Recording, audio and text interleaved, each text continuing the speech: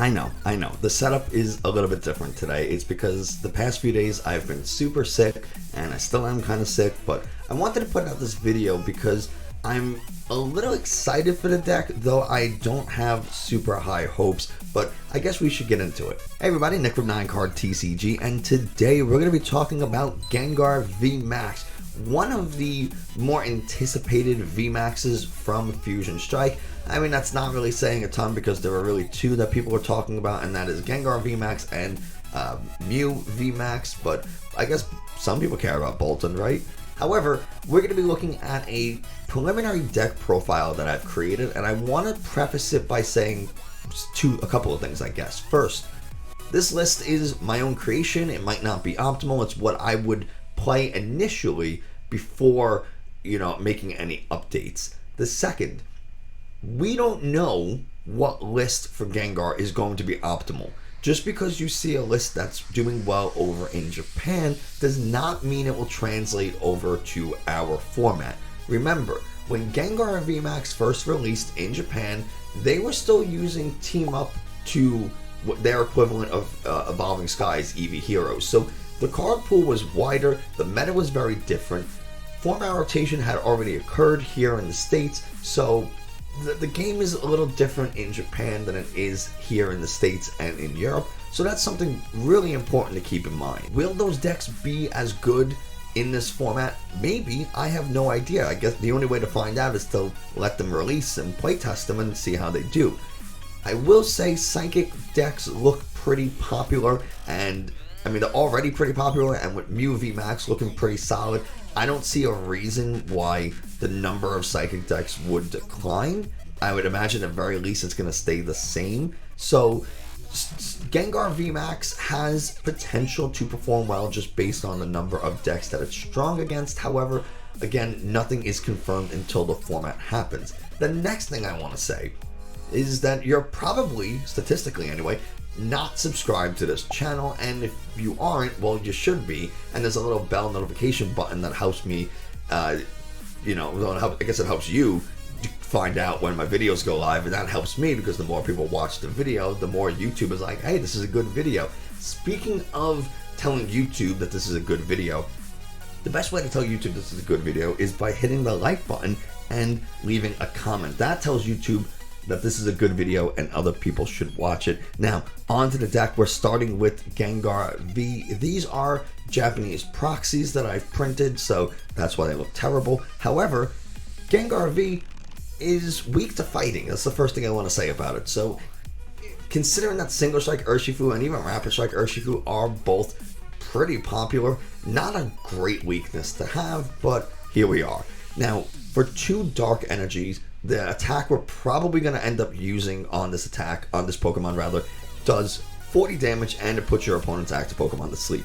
Now, that might sound really bad, but when you add some damage modifiers from Single Strike Energies, you're going to bring that up to 80 damage, and now your opponent's Pokemon is asleep. And then, oh, by the way, if they're weak to Dark, well, now you're doing 160 damage plus putting them to sleep. Now, that's actually pretty good, so that could be pretty useful. However, the real star of the show here is Gengar Vmax, and of course you are seeing we are running a 3-2 line. You'll see why we're doing this a little later. Gengar Vmax, for two Dark Energies, the Panic Fear attack does 60 damage times the number of Pokemon V and GX your opponent has in play. Now, obviously here in the States, GX Pokemon have rotated, so that would apply for something like Expanded. However, in Standard, we're really looking at Pokemon V. Most of the time, your opponent's going to have 2, maybe 3 Pokemon V in play because you don't need that many Pokemon V in play, and you're going to have other support Pokemon on the bench, something like your Inteleons, your Houndooms, if you're Mew Vmax, you're going to have your Latias and your Oricorio, whatever other stuff comes out that you might want to put on the bench. So, realistically, you're going to be hitting for somewhere between 120 to 180, not to mention any additional Single Strike Energy damage, plus weakness to Dark types, so you could be doubling that if you're playing a Psychic deck. So it has potential, particularly if you're playing against Dragapult, Shadow Rider, or Mew, but if not, you're going to be taking a 2-shot on most Pokemon V, and depending again how many Pokemon V your opponent has, you're going to be 3-shotting potentially Pokemon Vmax. Now you could go ahead and use Gmax Swallow the next attack for 3 Dark Energies, and it does a flat 250, so you could Panic Fear for 120, and then go ahead and Gmax Swallow for 250 to take a knockout on a Pokemon Vmax in 2 turns. However, do keep in mind that after you use Gmax Swallow, this Pokemon cannot attack during your next turn. Let me repeat that. After you use Gmax Swallow, your Pokemon, your Gengar Vmax, cannot attack. It can't use Gmax Swallow, it can't use Panic Fear. You have to retreat it and then switch out the active again in order to attack with the same Gengar. So after you use Gmax Swallow, you better either have a switch or be prepared to sit there in the active for a full turn. To help with that, we have some Umbreons. We have 2 Umbreon Vs, and of course we have 2 Umbreon Vmax. Why do I say that helps? Well, because we can play an Umbreon Vmax and maybe boss up one of our opponent's bench Pokemon using the Dark Signal to kind of make it a little harder for them to attack into our Gengar Vmax that's kind of stuck in the act of doing nothing. Also, Umbreon Vmax is a very good secondary attacker because it has 2 colorless energies in its attack requirement. So you can attach anything to it and still make progress towards your attack, in this case Max Arc or Moonlight Blade, and you're going to be taking a one-shot on Pokemon who are weak to Dark types. So really good secondary attacker in Umbreon. One thing I have not seen people add in their Gengar Vmax list, and I'm not 100% sure why, is 1 copy of Urshifu V. Now the reason why we're running Single Strike Urshifu is because Gengar is weak to fighting, Eternatus is weak to fighting, what's their face, Jolteon is weak to fighting, so there's a few pretty popular decks that are weak to fighting, and you want to be able to cover this, and you want to have that slight advantage in the mirror match. So we are accelerating our energies using Houndoom, which we'll get to in just a second. So you could very easily set up an attack with Single Strike Urshifu just as easily as you would set up your Gengar. We are running Crobat to help draw a few extra cards, and then like I said, we have our 4 Houndours. We'll just fix them up, make them look nice and neat. It's still not super nice and neat, but close enough. And then our 4 Houndooms. Houndoom lets us accelerate a Single Strike energy from our deck to one of our Single Strike Pokemon, but we take 20 damage in the process. However, you deal 20 more damage when you attack and you have Single Strike energies attached. So not a bad trade-off. Moving on to our trainers. Tool Scrapper. 2 copies of Tool Scrapper. Why is Tool Scrapper? Well, Tool Jammer is good and all, but your Tool Jammer can get Tool Scrappered, and now it doesn't do anything. So I'd rather have the Tool Scrappers, get rid of 2 capes at a time, or get rid of a cape and an air balloon, or whatever my opponent has, and just kind of get rid of them. I think it's a little better, particularly for Single Strike, than Tool Jammer. Something that's kind of required is 4 copies of air balloons, and I'm sorry these are a little out of order. We have our own tool over here with Single Strike Scroll of Scorn. We can attach this to pretty much any of our Pokemon, and for a single fighting energy, it does 10 damage plus 10 more damage for every damage counter that this card is attached to. Another thing that I haven't seen people add to their Gengar decks, and I'm not really sure why, is Piers. Piers lets you search a deck for a Dark type Pokemon and an energy, and this is a really good setup. Imagine just for example, you have an Urshifu in the active and you have a single Houndour. Well, now if you can attach an energy, next turn you can Piers, get a Houndoom, get an energy, attach, accelerate, and then you can start attacking with Gmax 1 blow, not Gmax 1 blow, your Impact blow rather, for some pretty good damage. You could be taking some easy knockouts on Pokemon V, or if you're against the Gengar Vmax, well now you're taking a one-shot on a 3-prize Pokemon. So something to consider and something that I enjoy.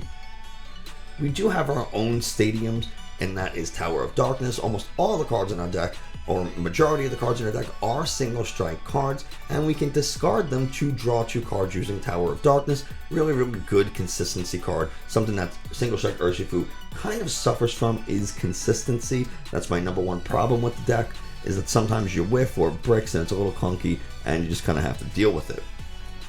To help us manage our energies, we do have 4 copies of Urn of Vitality, because after we attack with the Gengar and we are sitting ducks for a turn, we get knocked out. Well, there goes 3 potentially single strike energies. We need to get them back into the deck so we can start attacking with something else, and Urn of Vitality lets us take up to 2 single strike energies from our discard and put it back into our deck. The reason why we run Switch instead of Air Balloon is for this reason. Gengar Vmax has a retreat cost of 3, and there's another way we're gonna deal with that later, but we'll talk about it. Something like single strike Urshifu, Gmax Swallow Hole, if you use their attacks, you can't attack the next turn. Well, now if you play Switch and then manually retreat the Pokemon you switch to go back to your Urshifu or Gengar, now you can attack again. If you load up on air balloons, you just cannot do it. You can only retreat once per turn, but I can switch and retreat in the same turn, allowing me to use Impact Blow or Gmax Swallow Hole 2 turns in a row. I think Switch is the better option instead of air balloon. We do have 3 copies of Evolution Incense. The reason why we're running 3 copies of Evolution Incense, again, look how many Evolution Pokemon we have. We have a bunch of Houndooms we need to get. We have our Umbreons and our Gengars we need to get. There is an argument for cutting a Urn of Vitality for an Evolution Incense. I'm not super sure. I haven't played it enough to find out. So I could see that being an argument, but you never know. We do run 1 copy of Air Balloon. We're not a monster, so we do play an Air Balloon. It's just a really good pivot card for in case one of your active gets knocked out. You can send up something and have free retreat. Professor's Research is just an incredibly powerful draw supporter, so we definitely want to include it. We do have 2 copies of Marnie to help not only disrupt our opponent's hand, but in case we have a few dead cards of our own, we can kind of swap them out. Boss's Orders, 2 of them, just because we do have our gusting effect from Umbreon Vmax, so we don't necessarily need a ton of Boss's Orders. And from here, we're going to move on to the energy. I realized that I do not have 4 copies of Hiding Dark Energy, but let's pretend this is Hiding Dark Energy, right? Just go with it. Hiding Dark Energy, when you attach it to a Dark-type Pokemon, that Pokemon has free retreat. That applies to Gengar, so that 3 retreat cost becomes nothing.